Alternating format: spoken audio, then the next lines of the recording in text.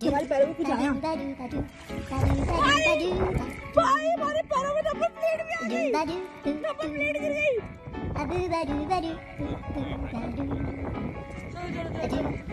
हमारी गाड़ी बंद हो गई है पहाड़ी के अंदर आधा पानी और मैं तो निकल रही थी लेकिन भाई की गाड़ी यहाँ पे हो गई है बंद। तो ये देखिए अंदर बंद हो गए तो जो कराची में बाहर रोड है और जो लोग बाहर फंसे हैं उन लोगों का क्या हाल होगा।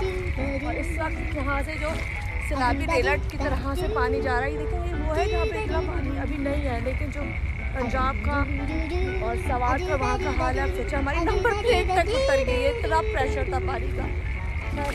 गाड़ी बहुत गलत जगह पर हुई है, तो देखते हैं कि अब क्या होता है।